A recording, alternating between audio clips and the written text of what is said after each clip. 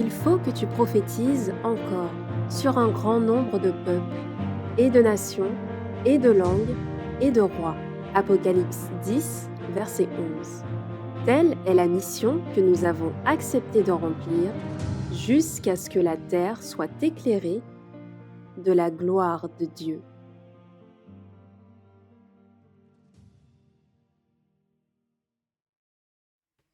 Ok.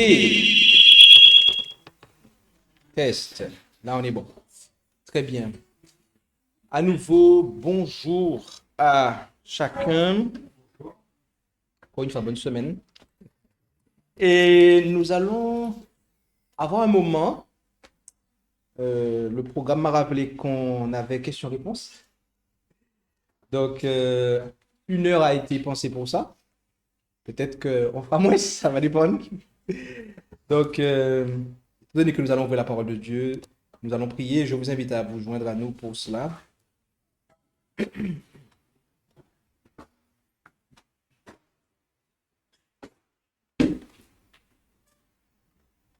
Père Céleste, nous voulons te remercier pour ce moment que tu nous donnes, afin que nous puissions une fois de plus nous pencher sur ta parole, alors que ce séminaire est en train de toucher à sa fin. Nous, eh bien, te demandons de nous bénir une fois de plus et de présider à ce moment par ton esprit, l'esprit de ton Fils, et c'est en son nom que nous t'en prions. Amen.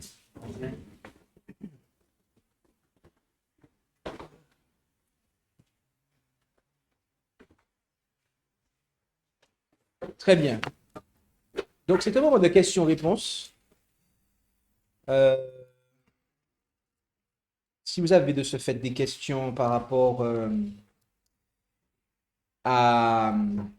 au séminaire, ou que vous avez pu entendre durant ce séminaire, n'hésitez pas à pouvoir lever la main pour ceux qui sont dans la salle, ceux qui sont en ligne. Vous pouvez nous rejoindre sur alch1889.fr/pluriel et nous allons eh bien, prendre vos questions. Donc, normalement... Pardon? Qui a une question, il est obligé de venir devant. Alors, ce qu'on va faire, c'est qu'on peut faire passer le micro parce que vu que moi j'ai un micro sur l'ordi, quelqu'un serait chargé du coup du micro en veillant religieusement à ce que le micro ne se détache pas à ce niveau-là. Sinon, ouais, il faudrait. Moïse, pourrais-tu du coup faire circuler le micro? Jusqu'à une certaine distance. Oui, après les gens ils doivent se lever parce que je te laisse des militaires parce que je sais ça arriver. Ah oui. Ok, donc nous sommes partis pour grand maximum 17h30.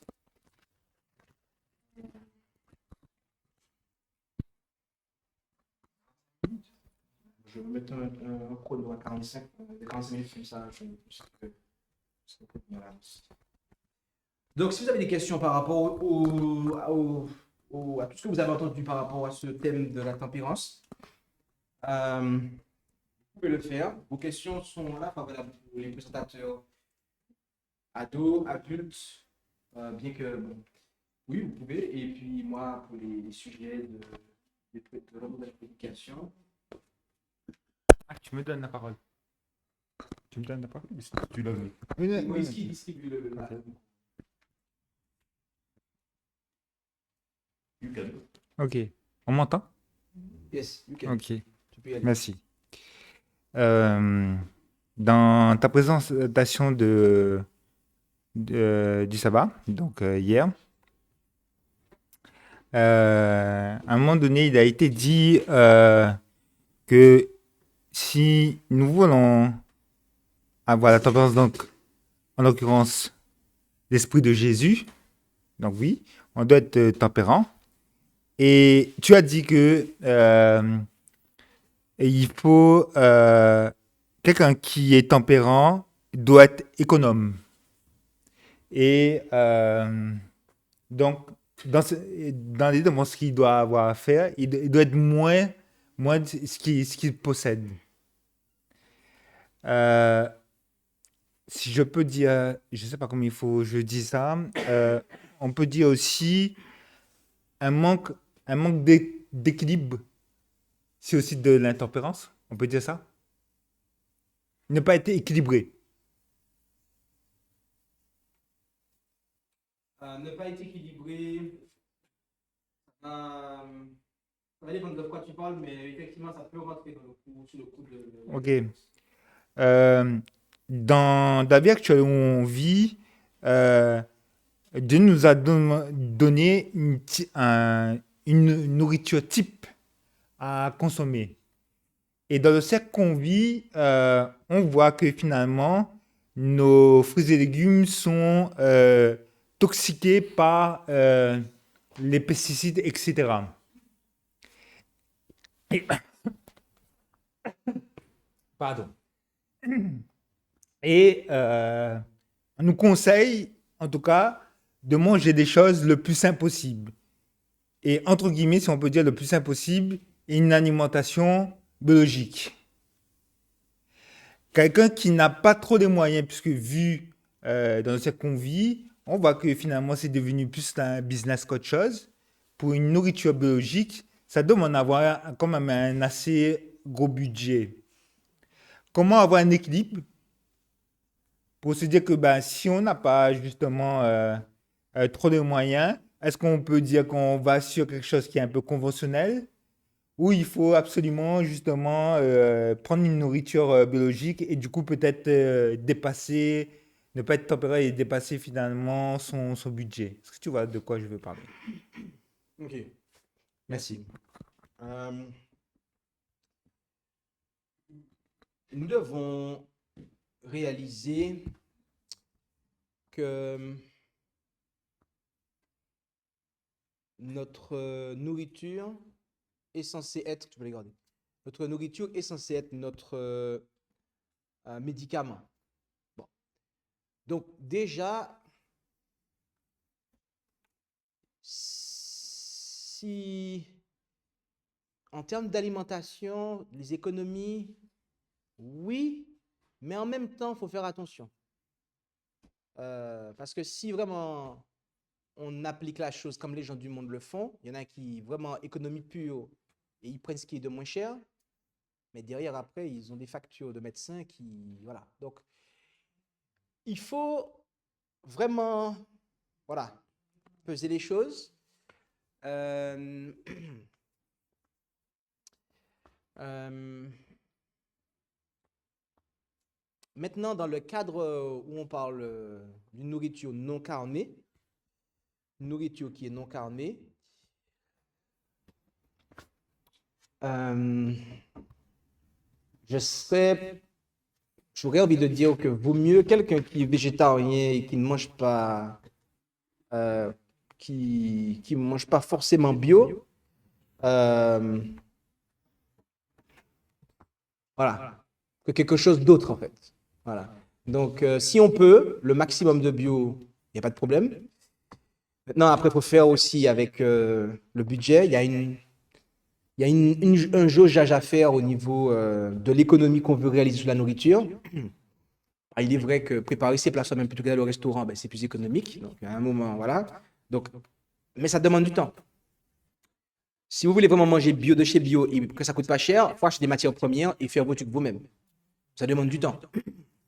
Sinon, vous devez derrière investir dans des machines qui vont faire le travail pour vous. Et là, vous passez de matière première à un produit qui est travaillé et que vous allez consommer. Et là, vous diminuez les coûts. Donc, du coup, est-ce qu'en disant tout ça, j'ai un peu euh, répondu à la question ou je me suis un peu égaré? Parce que j'avoue que... Oui, quelque part, tu as répondu, mais je vais de mon propos. Euh, Est-ce qu'on peut dire que on a vu pour avoir l'esprit de Jésus faut être tempérant? Est-ce qu'on peut dire que ben, par rapport euh, à un manque de budget, enfin, même si on prend des matières premières, etc., il faut être, nous tous ici, dans cette salle, ou les gens qui nous entendent, même si tu achètes la matière première en biologique, ça a un coût. Ça a un coût quand même. À moins que si tu as ton propre terrain et tu plantes. Ah, c'est vrai, là, c'est vrai que c'est mieux. Et non seulement en termes économiques, mais aussi en termes de santé, ça va être nettement mieux. Parce que tu sais ce que tu as produit. Euh, mais est-ce qu'on peut dire que finalement, puisqu'on a vu que si on n'est pas tempérant, pour avoir l'esprit de Jésus, il faut vraiment être tempérant. Sans ça, on ne l'a pas. Alors, est-ce que euh, venir par manque de moyens et ne pas tout le temps aller sur une nourriture biologique, mais qui est un peu conventionnelle, et que forcément, il faut se l'avouer, en conventionnel, il y a quand même les pesticides dedans. Est-ce que c'est un moyen qui peut empêcher en fait que je agisse en nous, puisque on peut dire il y a euh, on peut tomber malade, etc. Voilà. Est-ce que tu vois où est-ce que Oui, vous je en venir? comprends, je comprends. Oui, mais je pense que je vais peut-être pas insister assez dessus. Mais effectivement, il nous faut privilégier une nourriture biologique euh, au maximum. Maintenant, est-ce que tous les budgets peuvent faire fonctionner de la sorte de manière exclusive? Voilà. Mais c'est sûr qu'on doit chercher à avoir la nourriture de la meilleure qualité possible. Ça, c'est quelque chose qui est une évidence.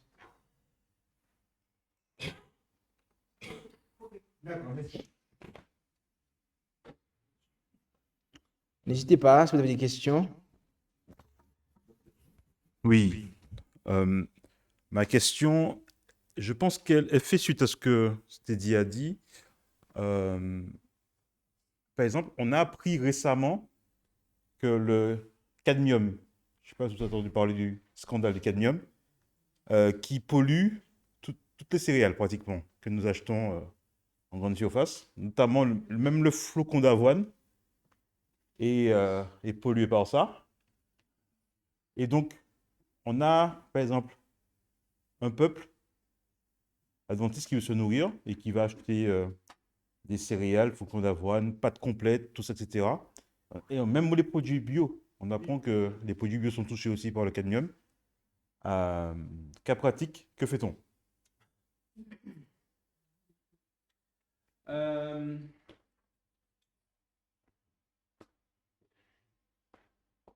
nous devons euh, faire du mieux que nous pouvons, selon les possibilités que nous avons. C'est ce que j'essaye de dire depuis tout à l'heure avec Teddy. Euh, il y a des choses que nous ne savons pas. Bon, quand nous ne le savons pas, c'est compliqué de le savoir. Mais quand on est au courant, si on peut trouver une solution à la chose, euh, il faut effectivement investiguer pour trouver une alternative, s'il y en a. Parce que c'est vrai que si la plupart des céréales que tu utilises en tant que végétarien ou végétalien sont impactées et que du coup, il ne te reste pas grand-chose à manger. Donc, ça devient vite problématique. Donc, et dans ces conditions-là, je pense que, et de manière exclusive, euh, je pense que c'est dans ce genre de passage-là que la prière a son importance quand on demande de bénir la nourriture. Et on ne pourra pas faire ça sur une côte de porc, c'est clair, parce que Dieu a d'avance dit que...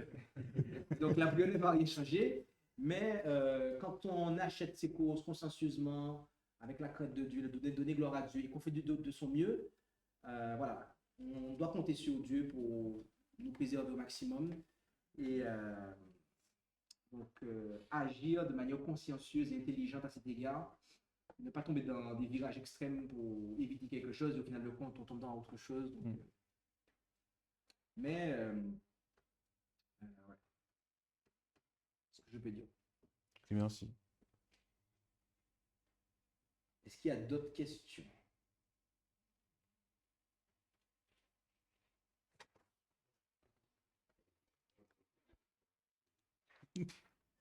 T'as quand il m'a appelé, viens. Je regarde si le fil. Il y a du fil toujours là? Oui, rebonsoir. Oui, en fait, quand le mot tempérant, c'est un mot qui a beaucoup d'importance, hein. C'est un gros mot, si on peut dire. Parce que tempérant, ça veut dire que, est-ce que ça reglobe une manière de vie? Est-ce que ça se situe uniquement sur le plan spirituel? Parce que un tempérant aussi, est-ce il y a des interdits? Parce que nous, on rentre dans le cadre spirituel. Ça veut dire que, ça veut dire que ça se focalise uniquement sur des principes de vie, même aussi des interdictions. Je ne sais pas si tu me suis. Alors, je dois vous confesser quelque chose. Il y a deux choses. Premièrement, je ne suis pas quelqu'un de très intelligent.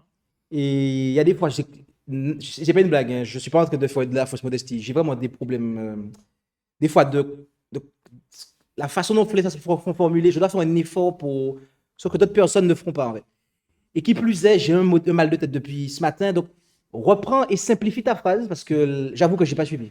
Mais Oui, c'est de ma je faute, c'est pas ta disais faute. que tempérant, ça veut dire que c'est vrai que dans le cadre spirituel, est-ce que ça se concentre uniquement dans le cadre spirituel, sachant on est des chrétiens, et aussi tempérant, est-ce qu'il y a des interdits par rapport à une mode de vie? Bon, c'est clair là. Ok, ouais, je pense que j'ai compris. Euh, Au niveau de la tempérance, on a vu que c'est en définitive la maîtrise de soi.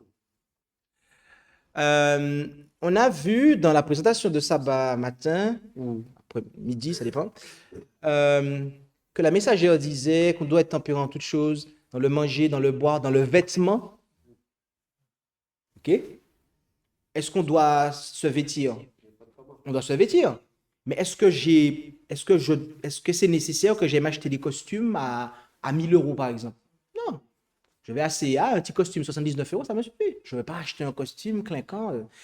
Est-ce que, voilà, en construisant, est-ce que, voilà, je dois avoir une maison? Là, elle a dit en construisant et en meublant nos maisons.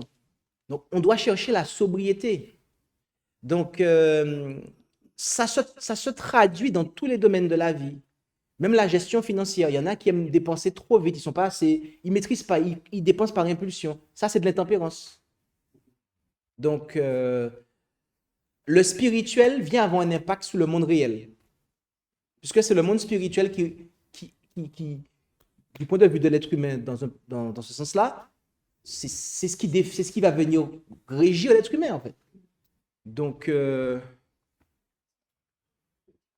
quand on est conduit par l'Esprit de Dieu, du coup, on peut maîtriser, on a la capacité de maîtriser son esprit par l'aide du Seigneur, et de ce fait, bah, on maîtrise euh, son corps et du coup tout ce qui doit être fait en termes de procédures, etc.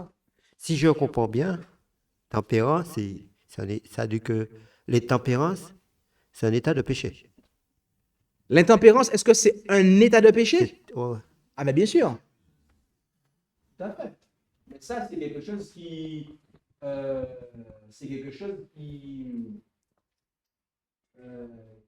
qu'on peut démontrer.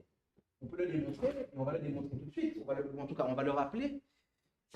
Dans mes oreilles, ça. Euh, Par exemple, si je reprends et on reprend. Alors, j'ai pas. Tu peux me, je peux avoir s'il te plaît, le câble de HDMI pour projeter les.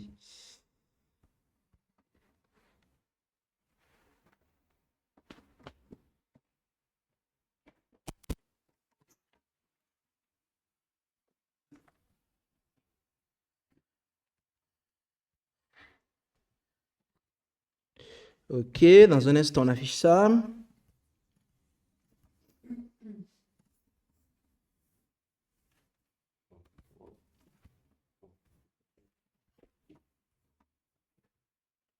Ok.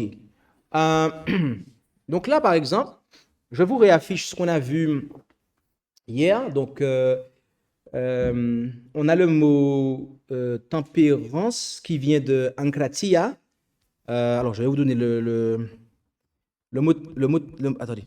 Oui. Le mot tempérance vient de ankratia. D'accord? Il est là. Et lui, ainsi que d'autres... on va tourner la main parce que c'est problématique. Et comment on fait ça encore? Là. Voilà. Yep, voilà. Donc, voilà, Enkratia, il est là. Donc, ici, on a tous ces lemmes qui sont là, qui proviennent de la racine kratos, qui signifie puissance, force. Donc, du point de vue de l'étymologie, Enkratia, c'est en fait, eh bien, c'est avoir la puissance, la force, en fait. Donc, la tempérance, du point de vue étymologique, c'est avoir la puissance, la force, donc par extension, la maîtrise de soi. Okay? De ce fait, si un être humain n'a pas la maîtrise de soi, ben, c'est qui domine sur lui, en fait? C'est le diable. Tu suis? Donc, pas besoin d'aller plus loin. Quand tu comprends l'étymologie du mot, moi, je vous dis, quand j'ai pris ces informations-là, ces informations bibliques-là, j'avais déjà le plan de ma présentation, en fait. J'avais déjà compris toutes les ramifications du sujet, en fait. Donc,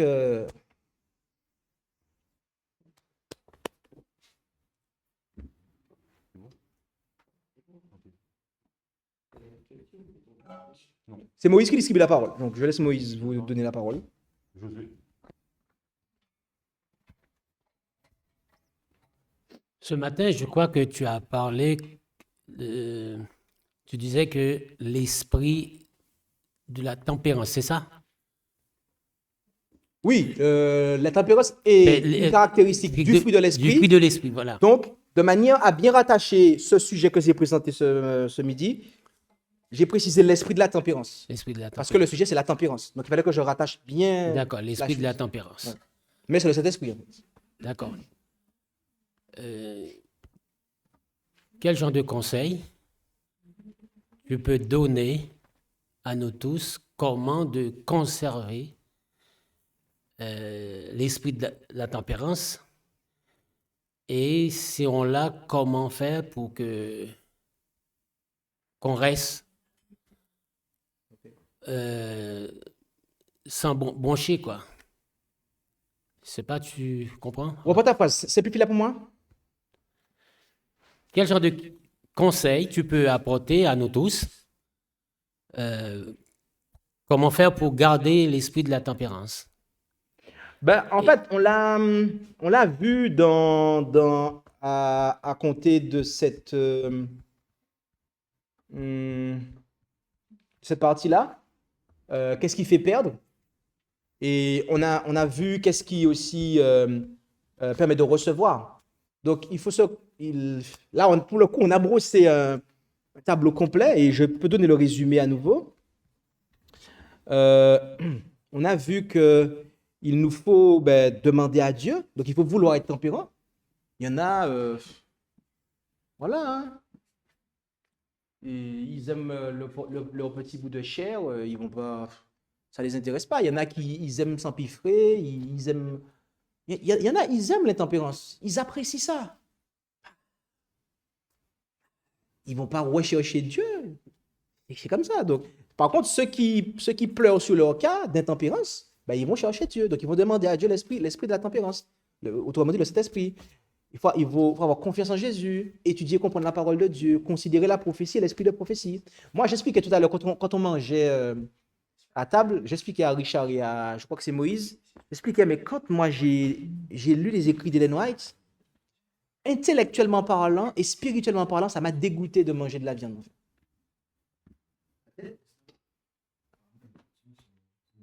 Ouais. Tu peux faire la modération pour moi? Tu me dis? Ouais. Tu me dis les questions. Enfin, tu contrôles quoi? Ils entendent pas. Mais s'ils entendent. Ah, mais il faut qu'ils arrêtent là. Ils entendent. Non, on m'entend. Hein? Ah, je sais c'est quoi. Je sais c'est quoi. Euh, Là, normalement, il devrait beaucoup mieux m'entendre. Voilà. Donc, je disais. Qu'est-ce que je disais? Je disais que. Et... Oui, donc, voilà.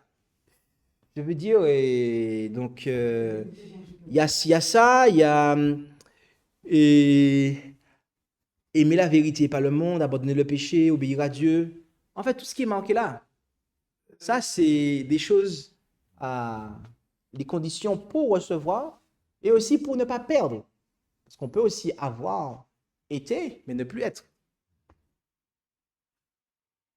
On ne peut pas être qu'avoir été. Il nous faut toujours être.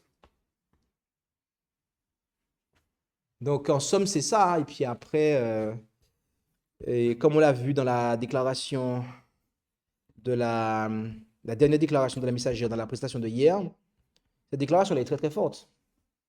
Alors que la volonté de l'homme coopère avec la volonté de Dieu, elle devient omnipotente.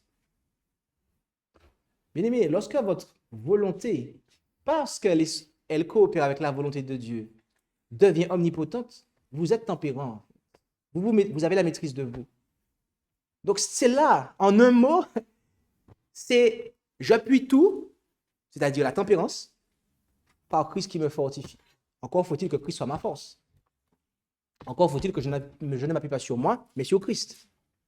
Tout réside dans ça, en une phrase. C'est ça. Donc, ça, c'est la version longue. Ça, c'est la version courte.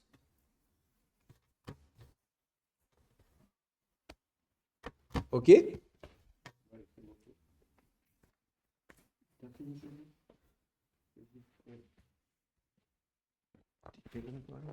Oui, bon. C'est vrai que être tempérant, est-ce que, par exemple, par rapport à certaines personnes, sachant que je suis chrétien, ou simplement j'ai gardé de mauvaises habitudes. J'ai gardé de mauvaises habitudes. Est-ce que le fait de reconnaître mon état, ou vraiment voilà, je reconnais mon état, je suis chrétien, je prie et j'arrête tout de suite. Est-ce que bon, c'est un exemple, c'est juste poser la question, est-ce que ça s'arrête tout de suite, ou vraiment il faut un certain nombre de temps, parce que par rapport à certaines personnes, peut-être que ça prend plus de temps, peut-être que d'autres personnes, ça va d'une manière directe. Il te sera fait selon ta foi. Ah, ok. C'est la réponse la plus courte que je peux te donner. Les choses font qu'on n'a pas tous la même foi, la même... Bon, je vais faire ça la même foi, voilà. Et donc, il y en a, ça va prendre du temps, d'autres, ça va aller plus vite. Et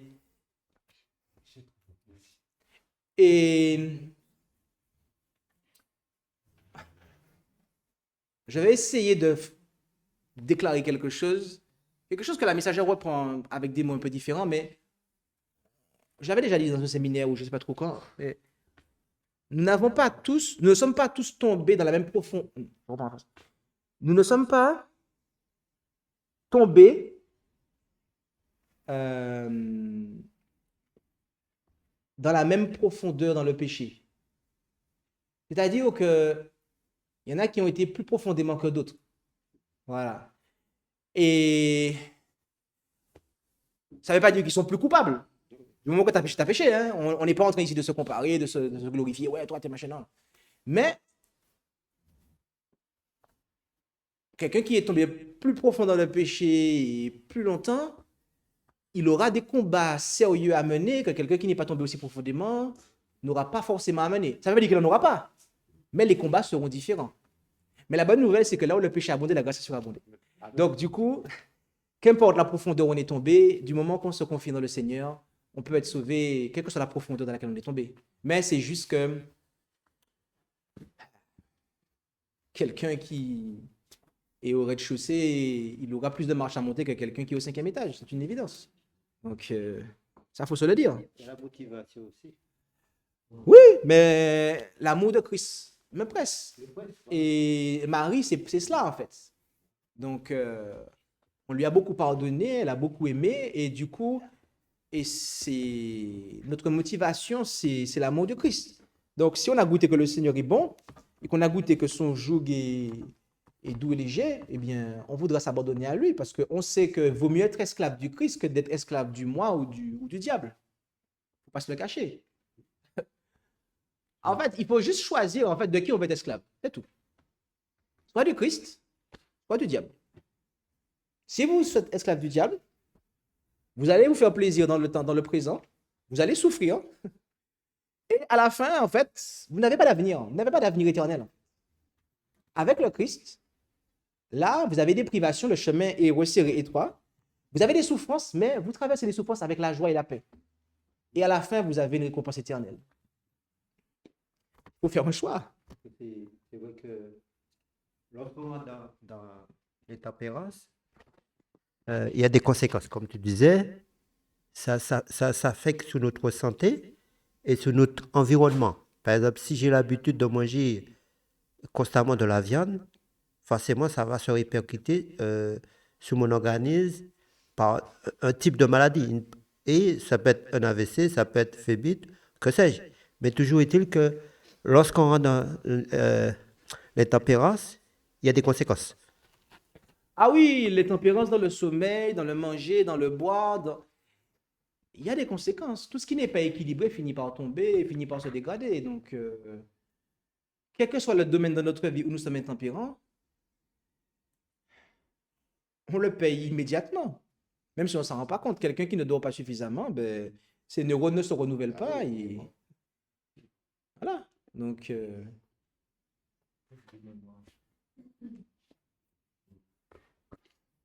oui. C'est une question que je me posais. Est-ce que dans la tempérance, il y a une question aussi de relativité? C'est-à-dire, dans le sens, est-ce que c'est quelque chose de relatif? Parce que justement, tout le monde n'est pas égal par rapport à certaines situations. Il y a des personnes qui, je vais prendre par exemple, tu as cité le sommeil, il y a des personnes qui, parce que dans la tempérance, il y a une question de savoir, de connaître ses limites. Oui.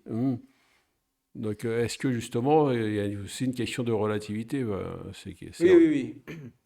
Alors, c'est intéressant la question que tu poses. Ça vient faire appel à une clarification, bien évidemment.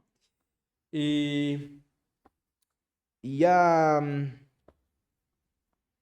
effectivement de ceux pour qui les principes généraux ou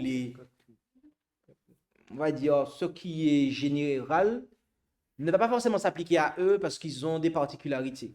Bon. Certaines de ces particularités-là peuvent être corrigées, d'autres pas. Il y en a, ils sont allergiques à des végétaux, mais ils ne pourront jamais, ça va être comme ça, parce que bon, leur organisme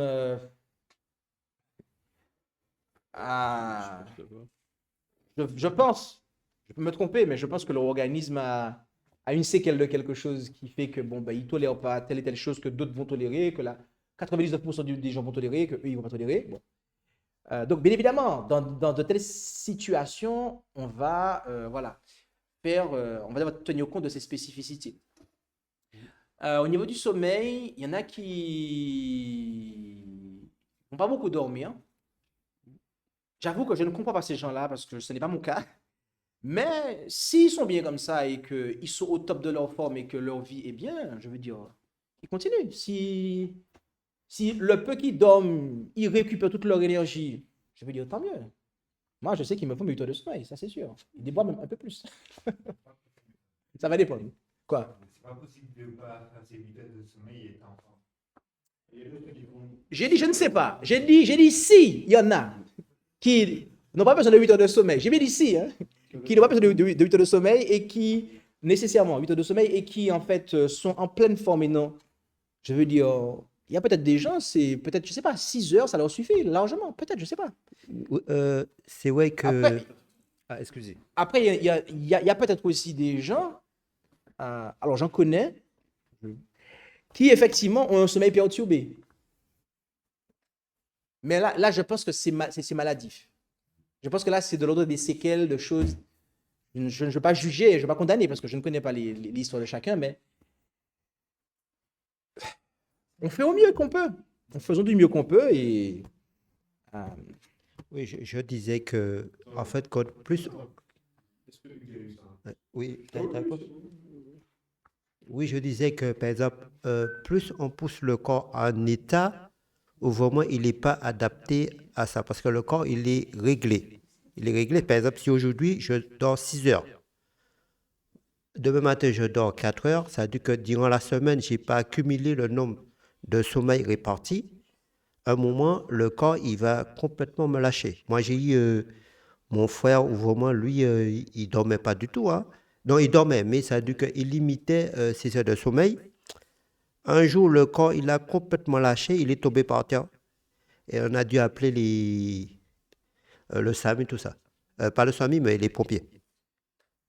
ah, mais effectivement, il y en a, ils font pas leurs heures. Je sais plus quel dirigeant mondial, il y a longtemps, hein, il dormait, je sais pas si c'était Napoléon ou quelqu'un comme ça. Il dormait pas beaucoup. Et il avait dit, je crois que ça sert à rien, c'est pour. Il avait méprisé le sommeil. Mais je crois qu'il est mort. Il n'est pas mort vieux. C'est Alexandre le Grand, non?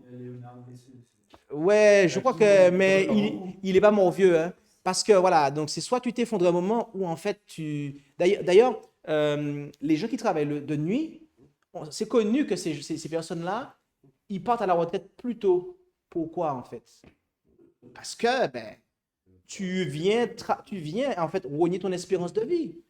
Donc, à un moment, tu peux vivre, mais tu vas vivre moins longtemps. Donc, à un moment, on le paye. Bon, comme ça, hein.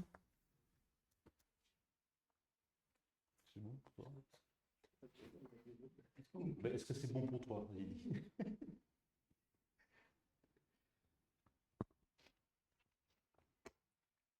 On ne peut pas récupérer les heures de sommeil qui sont perdues, non?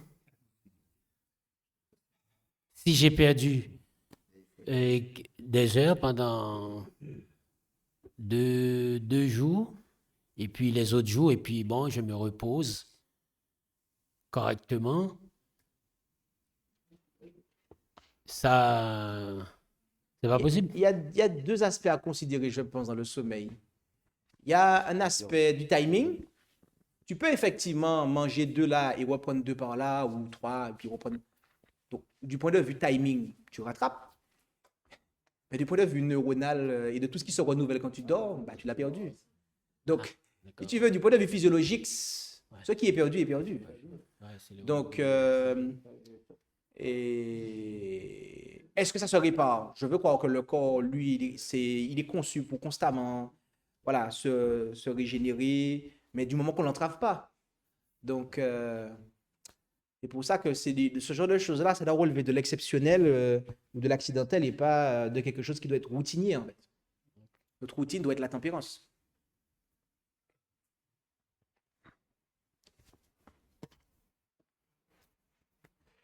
Il y a des questions là? En ligne? Oui. Et encore, est-ce que tu pourrais revenir sur la tempérance, mais spirituelle? Ouais. Pour, Tu veux savoir quoi? ouais, ce qu'on voit justement, du moins précisément, pas précisément, mais revenir un petit peu sur ce qu'on a dit sur le terme tempérance religieuse ou spirituelle. Ok. Pour, En fait, la tempérance, euh, de manière euh, absolue ou fondamentale, c'est la maîtrise de soi. L'homme, l'être humain, l'âme vivante qu'on appelle l'être humain, il est composé d'un corps et d'un esprit. C'est son esprit qui, normalement, est censé diriger, conduire son corps et faire en sorte qu'il y ait une harmonie. Donc, la tempérance, qui est un fruit de l'esprit, Lorsque nous sommes conduits par l'Esprit de Dieu, normalement, eh bien, nous avons une pensée qui est équilibrée, un esprit qui est équilibré, qui est capable de dominer tout ce qui est des bas instincts et nécessairement de ne pas donner prise ou se laisser aller à des choses avilissantes et destructrices pour le corps. Donc, la tempérance, à la base, c'est dans l'esprit, je dirais ça comme ça. Et après, ça vient avoir un impact dans tout ce que l'on va faire et du point de vue physique. Donc, la tempérance, c'est en somme le fait d'avoir la maîtrise de soi, d'avoir la puissance sur soi-même, de savoir se maîtriser. Et cela est un fruit de l'Esprit du Christ lorsqu'il est en nous, lorsque nous choisissons de le laisser habiter en nous, autrement dit, lorsque nous choisissons de coopérer avec lui. Donc, Mais par rapport justement à quelqu'un qui est religieux et quelqu'un qui n'est pas religieux, est-ce qu'on peut justement voir une différence? Parce que par rapport à ça, effectivement, il peut y avoir des personnes qui ne sont pas religieux et qui ont ces qualités-là. Donc, il y a des personnes qui ne sont pas religieuses et qui vont sur des aspects et donner des leçons à des religieux. oui, justement, tout à fait. Donc, il y a des gens qui n'ont pas nécessairement une connaissance nominale ou nominative du Christ, mais qui réfléchissent avec l'intelligence que Dieu leur a donnée et qui observent la nature, qui observent leur corps et qui, eh bien, pour être heureux ici-bas, dans cette courte vie qu'ils ont, eh bien, ils choisissent d'avoir une vie qui est comme ci, comme ça, parce que c'est mieux, ils se sentent mieux comme ça. Et ils n'ont pas d'esprit de prophétie pour leur dire faites ci, ça, etc. Comme nous, on a toutes ces lumières-là. Mais ils le font parce que c'est des observations et de la pratique et une volonté qu'ils ont de pouvoir être ainsi. Donc, il y a beaucoup de choses que je pourrais dire, mais je ne sais pas si je vais poser la question. Oui, si, mais ce que je peux, par rapport aussi à ce qui est dit, est-ce qu'on peut dire qu'ils sont guidés par l'esprit? Parce qu'on dit que la tempérance, c'est aussi un fruit de l'esprit. Donc, est-ce que ces personnes qui ne sont pas spécialement religieux, sont conduits également par l'esprit qui les mène à avoir cette conduite? Ok. Paul dit en Romains 2, verset 14, « Or, quand les gentils, donc les païens, qui n'ont point la loi, font naturellement les choses qui sont selon la loi, n'ayant point la loi, ils se tiennent lieu de loi à eux-mêmes. Ils font voir que ce qui est par la loi est écrit dans leur cœur, puisque leur conscience leur rend témoignage et que leur pensée les accuse ou les défend. Ce qui arrivera au jour auquel Dieu jugera les actions secrètes des hommes par Jésus-Christ, selon mon évangile. »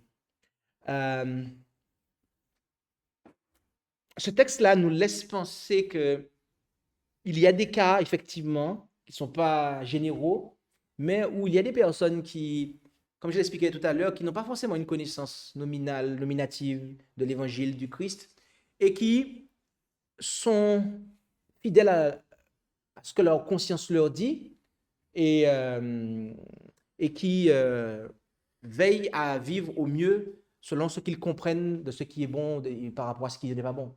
Donc, est-ce que ces personnes-là sont, je dirais, dans l'éclairage total? Non. Maintenant, est-ce que ces personnes-là, en fait, sont prisonnières du diable comme le serait quelqu'un qui serait alcoolique ou je ne sais quelle autre chose? On n'est pas du tout dans la même catégorie. Il arrive, il est vrai, on lit dans Vers Jésus, page 41.1, Il est vrai à l'homme d'être confus de ses péchés et de délaisser certaines mauvaises habitudes avant d'être conscient de la puissance d'attraction de Jésus-Christ. Mais chaque tentative de réforme basée sur un désir sincère de bien faire est le résultat de cette puissance d'attraction. Une influence dont il ne se rend pas compte agit sur son âme, ranime sa conscience et amène sa conduite extérieure. Ouais, ça c'est intéressant. Donc vers Jésus, page 41, paragraphe 1. Donc oui, il y a des personnes qui n'ont pas une connaissance nominative du Christ et de l'évangile, de la Bible, ce genre de choses, mais qui pourtant, eh bien, cèdent à l'action de l'esprit dans leur cœur et qui, eh bien, opèrent des réformes dans ce sens-là. Et comme je disais tout à l'heure, des fois, ils donnent des leçons à des gens qui sont censés être éclairés davantage qu'eux. Pas de questions, hein? Ok. Il nous reste 7 minutes, donc il faudra un petit peu carburer parce que...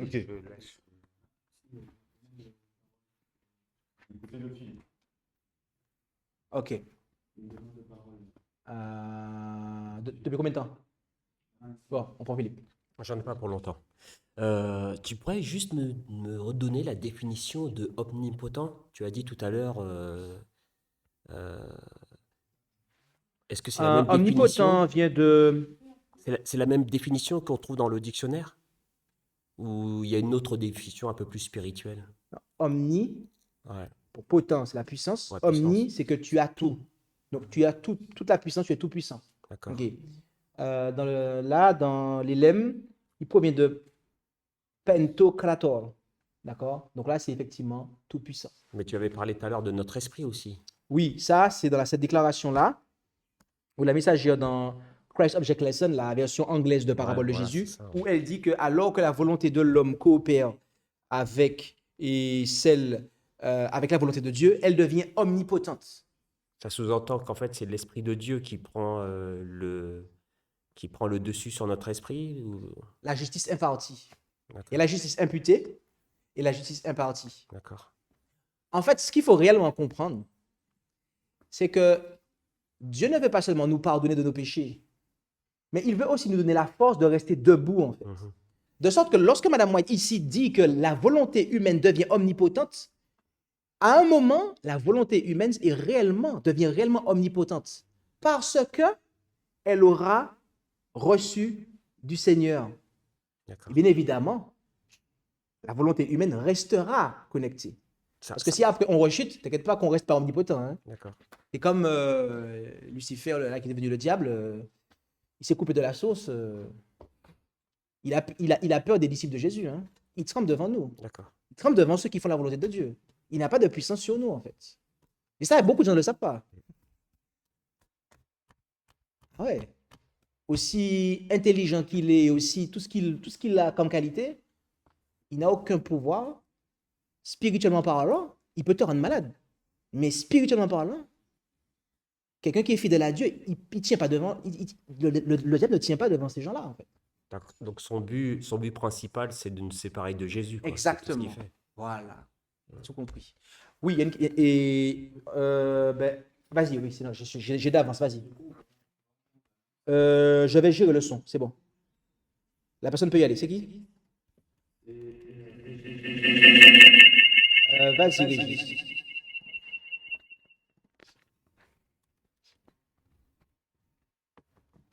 Tu peux y aller.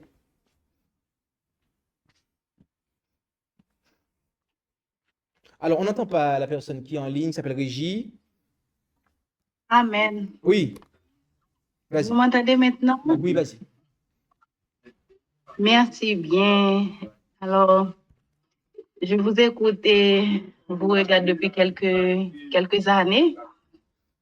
Je viens d'Haïti et je suis actuellement aux États-Unis depuis au Colorado.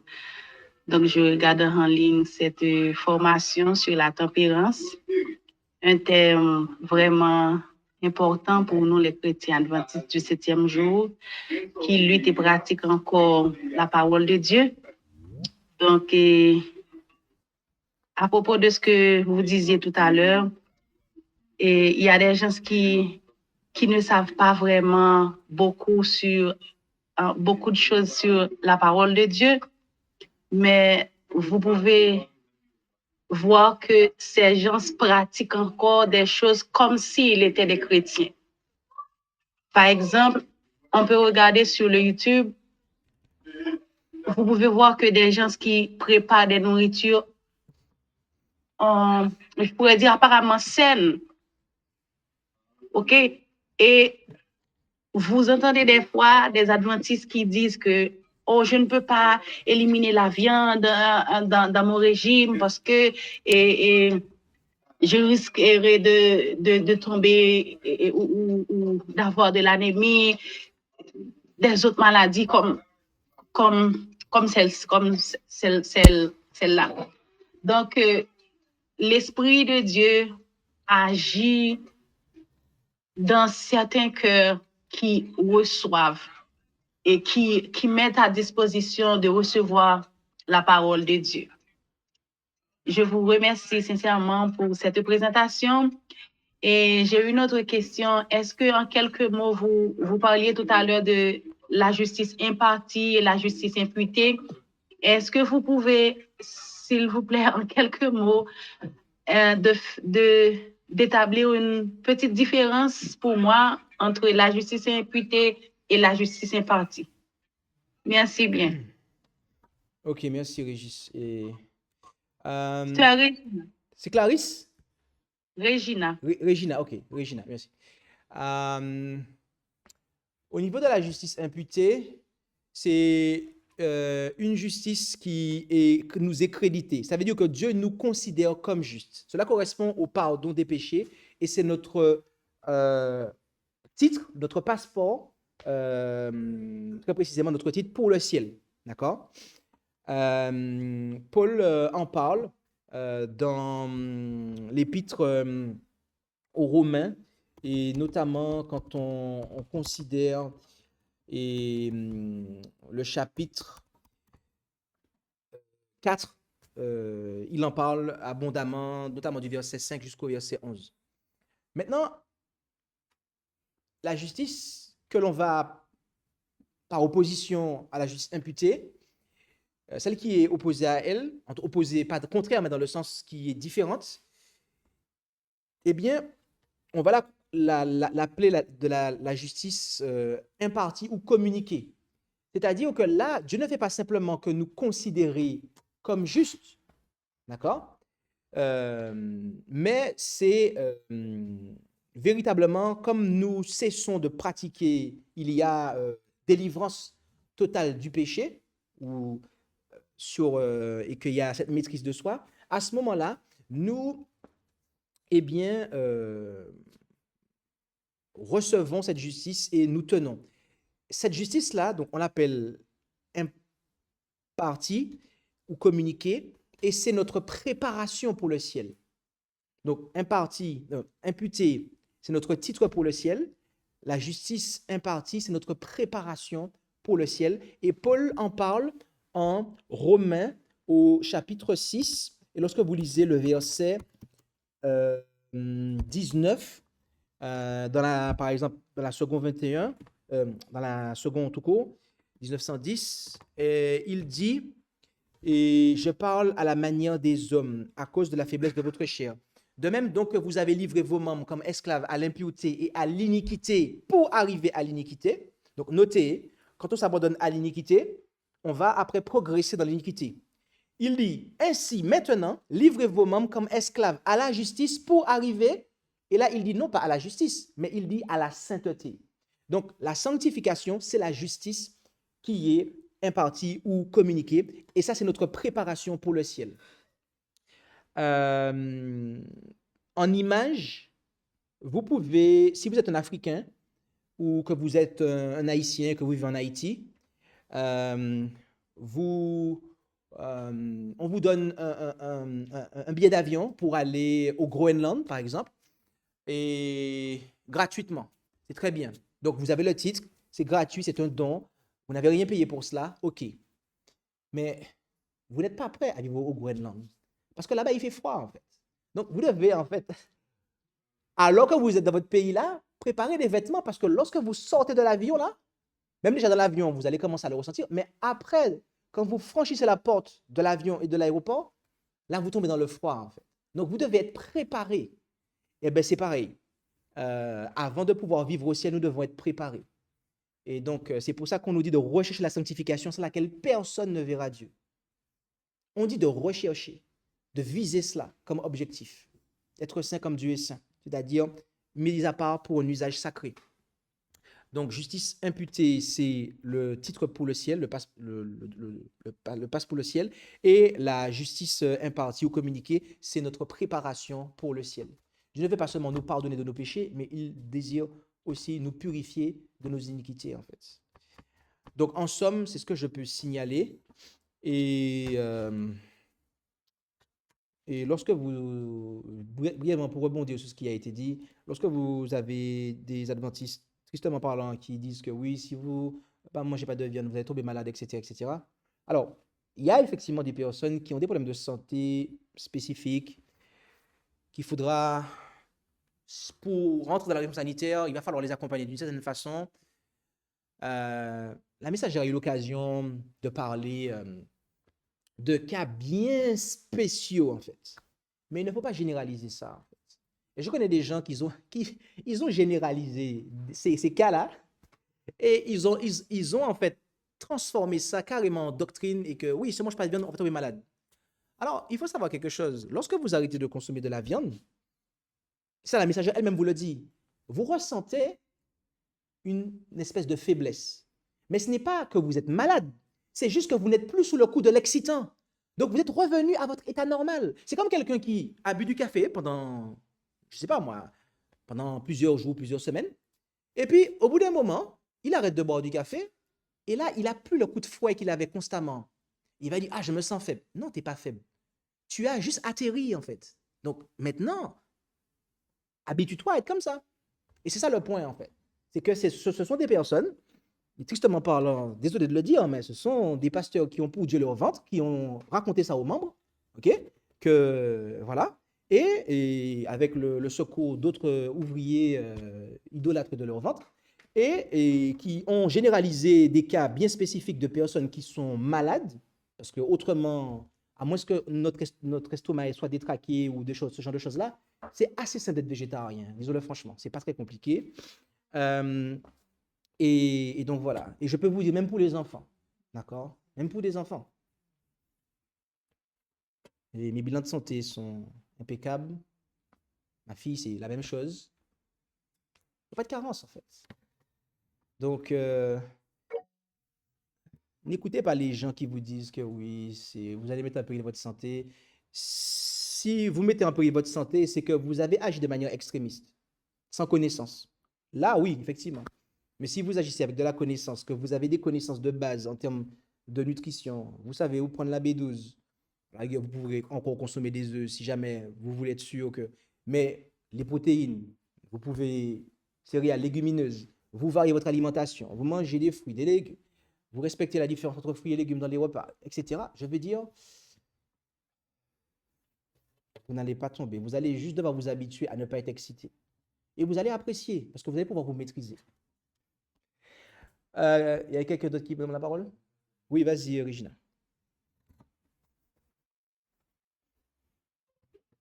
Merci beaucoup, Pasteur Bolos. Je suis tout à fait d'accord et j'ai vraiment compris la différence entre imputé et empathie. Cette explication est vraiment simple pour moi. Merci bien. Que Dieu vous bénisse. Et j'ai une autre chose à vous dire à propos de la tempérance dans les heures de sommeil. Est-ce que, par exemple, dans le jour du sabbat, ou du moins, oui, dans la soirée, dans le jour du sabbat, après l'ouverture, je prends, par exemple, dans mon cas, il y a des fois que je me suis allée coucher à 11 heures, mais dans ces heures-là, je lisais comment je pourrais dire, un passage biblique ou un passage de l'esprit de prophétie. Est-ce que là encore, quand je vous entends ce matin, est-ce que je pourrais dire que je me suis pas désobéie à l'ordre de Dieu concernant la tempérance, parce que tout récemment, j'ai lu un livre de Sir White qui a dit que, je ne me souviendrai pas du nom ou du paragraphe, mais elle a mentionné que à partir de 9h30 du soir, on devrait éteindre toutes les lampes de la maison. Après le culte, au moins à 10h, nous devrions être au lit. Est-ce que maintenant, nous, comment je pourrais dire? Est-ce que nous ne désobéissons pas en disant que nous étudions la Bible, nous prêchons? Je ne sais pas si vous cernez en fait Oui, oui, j'ai ce compris. que j'ai. Il y en a. Je vais essayer de trouver une réponse simple parce que des fois, je suis lent à la détente. Effectivement, la messagère explique ces choses-là. 1 heure de couvre-feu vers 9h, 9h30. Il est physiologiquement prouvé que les heures de sommeil avant minuit comptent double. D'ailleurs, dans son expérience, la messagère du Seigneur, on voit quand on lit ses journaux, on voit qu'elle se couchait des fois à 19h. Mais elle se levait, derrière ça, elle se levait très tôt, à base de 2h, 3h du matin, et elle commence à séjourner très tôt. Donc, il est effectivement bon d'avoir cette hygiène de vie-là. Maintenant, si vous voulez pouvoir lire votre Bible le soir, il n'y a pas de souci pour que vous puissiez congédier votre famille à une certaine heure raisonnable. Et après que vous allez dans votre lit et que vous, sur votre lit, en livre de chevet, vous lisez la Bible. Et lorsque le sommeil tombe sur vous, vous déposez la Bible et vous vous endormez. Donc là, vous allez vous endormir. Je peux vous dire que quand je le fais, ça n'en manque pas. Donc du coup,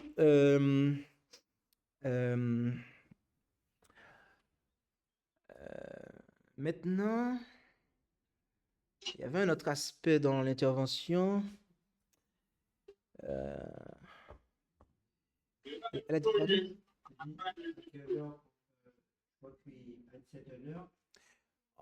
9h30. Il faut compter 9h30.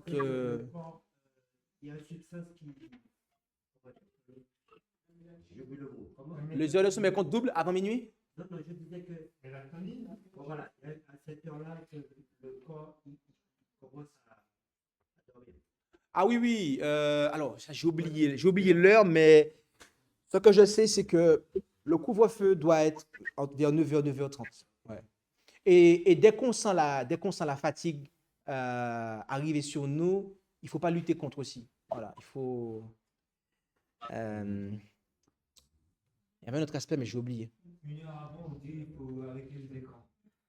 Oui, la lumière bleue, effectivement. Il faut mettre des filtres pour éviter. Il y a des gens qui ils sont hypersensibles, ça va leur poser problème. Je précisais aussi que lorsqu'on dort plus tard, on n'arrive plus à dormir. Aussi, mais le train est passé, donc forcément, c'est compliqué. Le train est passé, les substances qu'on génère avant 10 heures, je sais pas, voilà. Ah ben, on n'a plus et on a du mal à dormir. Oui, oui, oui, oui. Il faut être régulier. Il y en a qui ont compris. J'ai eu cette discussion avec l'Église en Martinique au mois de février. On parlait de manière détaillée des 8 remèdes du Seigneur, de la tempérance, et on a abordé l'aspect de la veillée de prière. Il y en a qui pensent que la veillée de prière, c'est le fait d'arriver à l'église je sais pas moi, à 18h, 19h, et puis de quitter l'église à 6h du matin le lendemain, et puis là, on a fait une veillée de prière. Mais en fait, que signifie le mot veiller?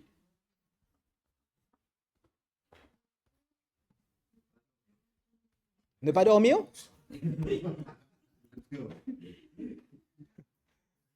C'est rester éveillé. Ça veut dire qu'à l'heure à laquelle tu vas te coucher, bah en fait, tu ne vas pas te coucher tout de suite. Tu veilles encore un peu. Mais la veillée de prière, ça n'a jamais été une nuit blanche, en fait. Or, nous, on a souvent assez veillé et nuit blanche. Mais le problème, c'est que c'est pas bon. On a associé veille de prière et nuit blanche. La Bible, c'est pas quelque chose qu'il faut pratiquer. On n'est pas censé faire nuit blanche sur nuit blanche, en fait. Donc, du coup, ok. C'est bon? Regina, c'est bon pour toi? Merci, c'est bon. C'est Good. bon, c'est bon. Il y a plein de choses que je désire de parler ou partager, mais je ne sais pas comment je peux dire. Votre horaire de présentation, je ne veux pas m'empiéter là-dessus. Donc, je Ok. m'arrête là. Si j'ai une autre intervention, si vous pouvez me donner la chance, je le ferai. Alors, et ce serait avec grand plaisir, mais le temps est déjà passé. Par contre, nous avons des présentations sur la tempérance et sur la chaîne YouTube ASJH 1889 Martinique que nous avons faite en février. Et il y a aussi des présentations sur la tempérance sur le Rest TV. Donc, dans la barre de recherche de ces deux chaînes YouTube-là, si vous tapez tempérance, vous allez trouver des présentations relatives à la santé qui traitent de la tempérance de manière, on va dire, assez pratique. D'accord? Étant donné que nous n'avions que 2 heures, nous avons traité la racine même et les points fondamentaux, notamment je dirais les principes fondamentaux de la tempérance, sans forcément venir à parler de chaque détail. Mais nous avons donc du matériel sur YouTube et nous vous recommandons les livres de la Messagère, donc justement les compilations telles que Tempérance chrétienne et ce genre de livres qui contiennent de précieux conseils et qui sont très détaillés. Nous allons devoir faire une pause. On va revenir. Alors, on va revenir. Non, parce qu'en fin de compte, je n'ai pas compris comment on a fait pour arriver là, mais. Ah ouais. Ah non, non, non. En fait, c'est qu'on n'a pas mis l'heure de fin des prières et témoignages. Mais ça commence à 18h. On va s'arrêter, on va prier. Prions.